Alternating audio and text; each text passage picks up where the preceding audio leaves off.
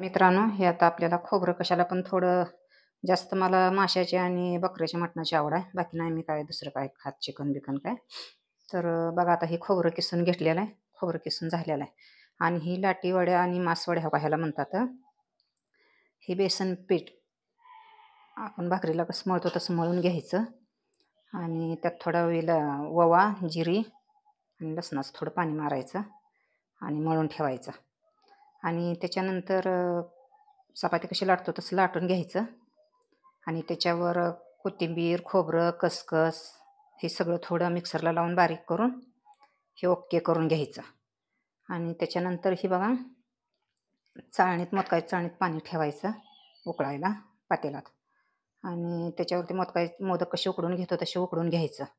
आणि हो का हे मस्तपैकी पाहिजे तसं कुरकुरीत हवं हे सगळं वर खसखस, खोबरं, कोथिंबीर सगळं आहे. आणि त्या असं चपाती करून दुमटून आपण घालतो का त्यात पण खोबऱ्याचा किस, कोथिंबीर, गरम मसाला, काळं तिखट हे सगळं त्यात मीठ सगळं ओके घालायचं. आणि हो का हे सरभरीत दोडका केलेला आहे. चला ते दोडका तर माहीतच आहे तुम्हाला. ओके. आणि हो का ही मस्तपैकी भेंडी केलेली आहे. ह्यात भेंडीला काय काय घातले माहिती आहे का?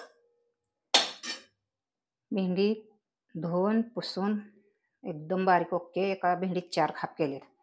आणि लसूण, हिरवी मिरची सगळं मिक्सिंग करून मस्तपैकी परतून भाजून ओके करून चवीनुसार मीठ टाकून ओके केलेलं आहे. हे का इथं गवारी शेंग तेवढीच पाणी बिणी काही नाही वाटलं सुक्कच केलेलं आहे. बघा हे थोडीच केलेली एकटीपुरती मस्तपैकी. हे बघा हे गवारी शेंग सुक्की फक्त ह्याला लसूण, काळं तिखट, कोथिंबीर आणि शेंगाचं कूट एवढंच मारलेलं आहे. ओके चला बाय मित्रांनो. कमेंट करा, लाईक करा, सबस्क्राईब करा.